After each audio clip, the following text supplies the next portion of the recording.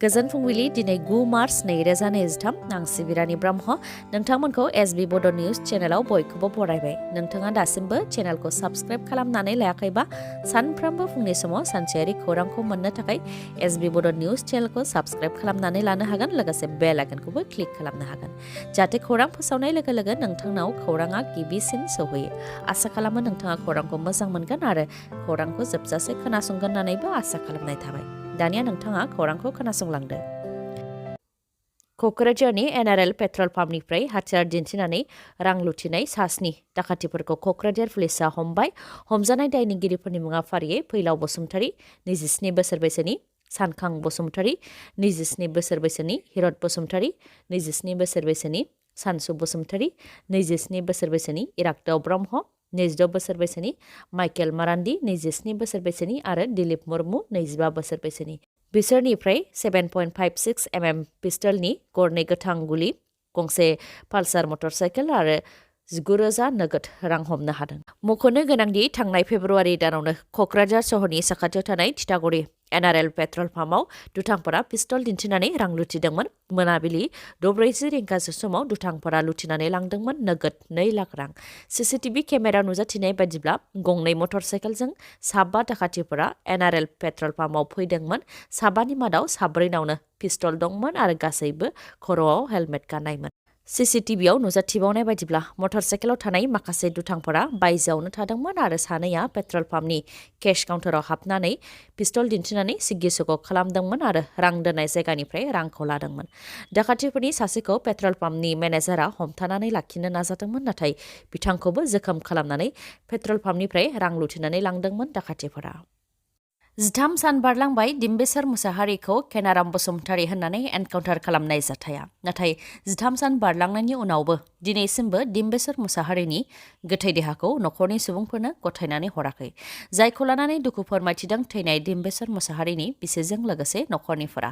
डिम्बेश्वर मुसाहारिनि जिउ गोमानायनि थाखाय समाजनि खामानि दं, दाहा गारनांगौ दं आरो भज खुंनांगौ दं। नाथाय बेफोर सम बारलांबाय आरो गोथै देहाखौ दिनैसिमबो गथायनानै हराखै। बिटिआर सरकारनिफ्रायबो जेबो गोनांथि होआखै, खौरांबो लाफैयाखै।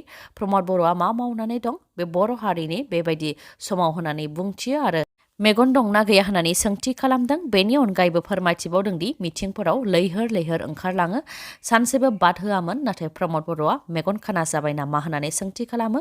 फंसे राव होआखै, खौरां लाफायाखै होननानै फोरमायथियो। बेराफारसेथिं थांनाय 6 अक्ट'आवसो फिसाज्लानि थै नांगौ होननानै गबर्धना असिया बुंथिदोंमोन। बेनि उनाव 72 घन्टा समाय होबावदोंमन। नाथाय सम आरो सिमाया बारलांबाय, दिनैसिमबो गोथै देहाखौ गथायनानै हरफिनाखै। रिपर्टआव मा मोन्दों बेनि सोमोन्दैबो जेबो मिथिहोआखै, CIDआबो जेबो मिथिहोआखै होननानै फोरमायथिदों।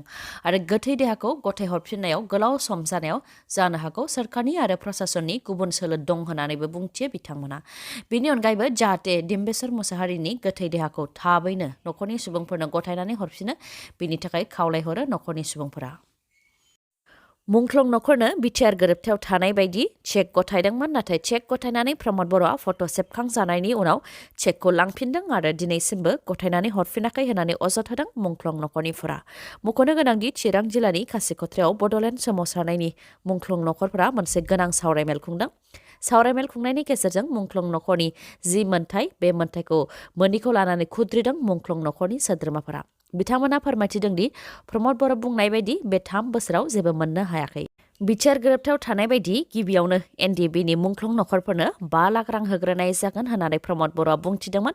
बेनि अनगायैबो मुंख्लं नखरनि सोद्रोमाफोरनो इन्टारभिउ गैयालासे 3rd आरो 4th ग्रेडनि साख्रि होगोन होननानैबो प्रमद बर' आरो बिथांमोननि दैदेनगिरिफ्रा मेल मिटिंफोराव गोबां बुंथिदोंमोन। जायखौ लानानै जोबोद गोजोननाय मोन्दोंमोन मुंख्लं नखरनिफोरा होननानै फोरमायथिदों। नाथाय बे 3 बोसोराव प्रमद बर' बुंनाय बायदि जेबो मोननो हायाखै होननानै खुद्रिदों। लोगोसे फोरमायथिबावदोंदि थांनाय 26 जानुवारियाव 2001 मुंख्लं नखरनो अनसुंथाइखौ होनाय जागोन होननानैबो डक्टर हेमन्त बिश्व शर्माया बुंथिदोंमोन। नाथाय 27 जानुवारियाव बिटिसिनिफ्राय 100 फारिलाइ बानायनानै अनसुंथाइ होनो थाखाय हांख्रायहरदोंमोन। नाथाय चेक गथायनानै प्रमद बर'आ सावगारिल' सेबखांजादों। सावगारि सेबखांजानायनि उनावनो चेकखौ लांफिनदों आरो दिनैसिमबो सासेनोबो चेकखौ गथायनानै हरफिनाखै जाय जोबोद लाजिथाव आरो दुखुनांथाव बेनि अनगायैबो चेकआवबो 5 लाखनि सोलायै 50,000 रांल' लिरनाय दंमोन होननानैबो फोरमायथिदों बिथांमोनहा। लोगोसे बिथांमोनहा बुंथिबावदों दि सोरखारा खालि खोथाल' बुंबाय थायो नाथाय जेबो खामानि मावा जायनि थाखाय राहा गैयैनि मुंख्लंफोरनि दाबिखौ लानानै इउनियन दानो गोनां जादों होननानै फोरमायथिदों। दाबिखौ लानानै गोबां खौरांगिरि मेल खुंबाय इएमखौबो लोगो हमबाय नाथाय दिनैसिमबो मुंख्लंफोरा मोन्थायखौ मोननो हायाखै होननानै फोरमायथिदों। बेनि अनगायैबो इएम राकेश ब्रह्मआ बावैसो सिगां 400 मुंख्लं नखरनो अनसुंथाइखौ होगोन होननानै बुंथिदोंमोन। बेनि सिगां इएम फेरेंगाया 201नो होगोन होननानै बुंथिदोंमोन। बेबायदिनो माब्लाबा 10, माब्लाबा 201, माब्लाबा 400 नखरनो होगोनल' होननानै बुंथियो।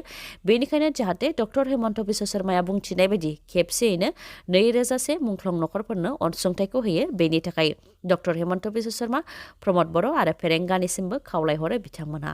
आरो हाग्रामा महिलारिया बिटिसि गोरोबथानि उनाव बिएलटिनि मुंख्लंफोरनो जेरैबायदि गासैनोबो मुंख्लं खाम्फा लुनानै होदों बेबायदि लुफुंनानै होनो थाखायबो खावलायो बिथांमोनहा। मानोना सोरनिबा फिसाज्ला, सोरनिबा फिसाय, सोरनिबा बिदा, सोरनिबा फंबाया हारिनि थाखाय मुंख्लं जालांबाय आरो बिथांमोननि थैजोंनो सोरबा चिफ, सोरबा deputy chief, EM, MCLA, MLA जानानै दं होननानै दुखु फोरमायथियो बिथांमोना।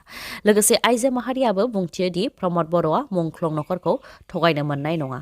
थगायोबा पाप नांगोन, गोजोन संसार मोनजानाय नङा, जोंनि मेगननि मोदैया नोंनियाव नांगोन होननानैबो प्रमद बर'खौ बुंथियो आरो बुंथिबावोदि मुंख्लं नखरखौनो मान होनो रोङाखै अब्ला रायजो राजाफोरनि मा खामानि मावगोन बिथाङा होननानैबो बुंथियो। आबिर खेलायाव थैनि गाबजों आबिर गेलेदों आसामनि माखासे जायगायाव। जाय सानाव रायजोनि खना खनलायै आबिर गेलेनानै रंजादों बे सानावनो माखासे ओनसोलाव मानसि बुथारनाय जाथाय जादों। नखरनि सुबुङानो गावनि नखरनि सुबुंखौनो बुथारदों। बेनि मादाव तेजपुराव गावनि बिदायानो गावनि फंबायखौ गावथारदों। हलिनि सानावनो बिदा अचिन्त दासआ फंबाय बिष्णु दासखौ गावथारदों। जाथायनि सायाव बिजामादैया फोरमायथिनाय बायदिब्ला गिबियाव अचिन्त दास आरो बिनि फिसाज्ला निशिकेश दासआ बिजामादैजों नांज्लायग्रोदोंमोन। न'नि गेटखौ लानानैनो नांज्लायदोंमोन। बे खोथाखौ लानानै बिदाया फंबाय बिष्णु दासजोंबो फनाव नांज्लायहरदोंमोन नाथाय न'आव सावरायनो फैनायावनो बिष्णु दासखौ बिदाया गावथारदों होननानै फोरमायथिदों बिजामादैया। आरो फंबायखौ गावथारखांनायनि उनाव बिजामादैखौबो इटाजों खर'आव बुनानै पिस्तलजों गुलि गावनो थाखायबो फाथिबावदोंमोन नाथाय पिस्तलखौ नाख्रांनानै खुनुरुखुमैसो जिउ रैखा खालामनो हादों होननानै फोरमायथिदों बिजामादैया। गुबुन मोनसे जाथाया बिफा फिसाज्ला लोगो नांनानै देरसिन फिसाज्लाखौ बुथारदों। बे जाथाया नगावनि बाट्टाद्राबायाव जादों। हानि जेंनाखौ लानानैनो बिफा फिसाज्ला इलियास आली आरो इमाम आलीया देरसिन फिसाज्ला आइजुल इस्लामखौ बुथारदों। गिबियाव आइजुल इस्लामा गोब्राब जोखोम जादोंमोन। बेनि उनाव नगावनि सोरखारि देहा फाहामसालियाव जोबथा हां लाहैदों। मोनसे फोसावनाय चिरां जिल्ला बिजनी ओनसोलनि 2 नं औवाबारि गामिनि कैलाश ब्रह्मनि माखासे फोरमान बिलाइफोरजों लोगोसे मबाइल गोमादों। बिथाङा एसएसबिआव साख्रि मावो। बिथांनि I card, ATM card, credit card, driving licence आरो भिभ' मबाइल गंसे गोमादों। क'क्राझारनि खौरां पार्कआव गोमादों बिथांनि बेफोर फोरमान बिलाइया। बेनिखायनो सोरबाफोर बिथांनि बेफोर गोनां फोरमान बिलाइखौ मोनबाय बायदोंबा अन्नानै खौरां हर 6307586982 खेबसे बुंबावनि 6307586982 बे नाम्बाराव नोंथांमोनहा खौरांखौ हरनो हागोन। बे समाव हाग्रामा महिलारिनि अनगायै बिपिएफआव रावबो गैला आरो 428 बिपिएफनिफ्राय इउपिपिएलआव हाबदों होननानै दाबि खालामदों इएम बिआर फेरेंगाया। इएम बिआर फेरेंगाया फोरमायथिदों दि 14 नं चिरां दुवार बियाबाव 428 बिपिएफनिफ्राय हाबफैदों। बिपिएफ माने हाग्रामा महिलारि।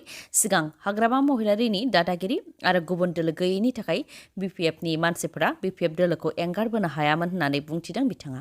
बेनि अनगायैबो बुंथिबावदों दि मसलपुराव बिपिएफ दोला गावसोरनि गासैबो सापर्टारखौ लानानै सोरखाराव फैफिनगोनखौ दिन्थिनो नागिरदों नाथाय बिपिएफआ सोरखाराव फैफिननाय नंला बेखौ रायजो राजाफ्रानो सिनायथि होगासिनो दं होननानै बुंथियो। लोगोसे खम समनि गेजेरावनो हाग्रामा महिलारिनि मेसेज होगोन आरो बे मेसेजआ समाजाव गोसारोब्लानो हाग्रामा महिलारिनि जेसेबां मददगिरिफोर दं गासैबो बिपिएफ दोलोखौ एंगारनानै इउपिपिएलआव हाबफैगोन होननानैबो दाबि खालामो बिआर फेरेंगाया। पाकिस्तान एजेन्सिनो सिम कार्ड साप्लाइ खालामनाय आरो हादोरनि बेरेखा हाबा मावनायनि दायाव आसामनिफ्राय 5 सुबुंखौ हमदों। आसामनि मरिगाव आरो नगाव जिल्लानिफ्राय 10 सुबुंफोरा पाकिस्तान एजेन्सिफोरनो सिम कार्ड दैथायहरनायजों लोगोसे डिफेन्सनि सिक्रेट इनफरमेशनखौ हरखुमानायखौ सेन्ट्रेल एजेन्सिनिफ्राय आसाम पुलिसआ खौरां मोन्दोंमोन। बेनि उनावनो नगाव आरो मरिगाव जिल्लानिफ्राय 5खौ एरेस्ट खालामदों आरो 5आ दा खारखुमानानै दङ। हमजानाय साबानि मादाव नगावनिफ्राय साब्रै मुंफोरा फारियै आसिकुल इस्लाम, बदरुद्दिन, मिजानुर रहमान आरो वाहिदुस जामान। मरिगाव जिल्लानिफ्राय सासे मुङा बाहारुल इस्लाम। साजिनिफ्राय गं 8 मबाइल फन, 136 सिम कार्ड, गंसे फिंगारप्रिन्ट स्केनार, गंसे हाइटेक CPU आरो माखासे फोरमान बिलाइ जेरै जोनोम फोरमान बिलाइ, पासबुक, फट'ग्राफ बायदि बायदिखौ हमनो हादों। बेनि अनगायैबो गंसे मबाइल फन हमनो मोन्दों जायजों हमजानाय सुबुंफोरा डिफेन्सनि सिक्रेट इनफरमेशनखौ दैथायहरखुमायोमोन। हादरनि बेरेखा बेफोर खामानि मावनायनि दायाव आसामनिफ्राय हमनो मोननाय जादोंब्लाबो बर्डार ओनसोलाव थानानै बेफोर खामानिखौ मावोमोन होननानै फोरमायथिदों आसाम पुलिसआ। गुवाहाटी रेलवे स्टेशनाव 3 कौटि रांनि सना हमनो मोन्दों। रेलवे पुलिसनि गोख्रोङै संदाननायाव गुवाहाटी रेलवे स्टेशननिफ्राय राजधानी एक्सप्रेसआव 3 कौटि रांनि सनानि बिस्किट हमनो मोन्दों, जायनि लेथाया 3 केजि 200 ग्राममोन आरो बे दायाव सासेखौ हमनो मोन्दों रेलवे पुलिसआ। मुङा शरीफ आलम। बेफोर आयेन बेरेखा सनाखौ मणिपुरनिफ्राय लाबोदोंमोन आरो दिल्ली फारसे लांनो नागिरदोंमोन। बेनि अनगायैबो सानसे सिगांबो गुवाहाटी रेलवे स्टेशनाव सनाजों लोगोसे सम्पतराव मुंनि सुबुंखौ हमदोंमोन। हमनो मोननाय सनाया 320 ग्राममोन आरो आयेन बेरेखा सनाखौ आगरतलानिफ्राय लाबोनाय जादोंमोन आरो सनानि बेसेना 20 लाख रां जागौमोन होननानै मिथिहोदों। दैयाव दुगैनो थांनानै सानै लाइमोना गोमानानै दङ। सानै लाइमोना आसामनि गवालपारानि कृष्णै दुधनै थांग्रा लामा सेरनि दैमायाव दुगैहैदोंमोन, बेनिफ्रायनो गोमानानै दङ। दैनि दाहारजों बुखारलांजानायनि सन्देह खालामदों लाइमोननि नखरनिफोरा, जायखौ लानानै पुलिस थानायाव मिथिहोदों आरो SDRF हानजाया गोमानाय लाइमोनफोरखौ नागिरनायनि हाबाखौ मावगासिनो दङ। मिथिनो मोननाय बायदिब्ला गोमानाय सानै लाइमोना थाखो 12 आव फरायनाय फरायसा शुभम नाथ आरो थाखो 10 आव फरायनाय फरायसा जनार्दन दास। खौरां फोजोबजासे नायनायनि थाखाय गोजोन्थों। नोंथाङा जुदि खौरांखौ मोजां मोनदोंबा अन्नानै लाइक, कमेन्ट आरो शेयार खालामनो दाबाव। गोजोन्थों।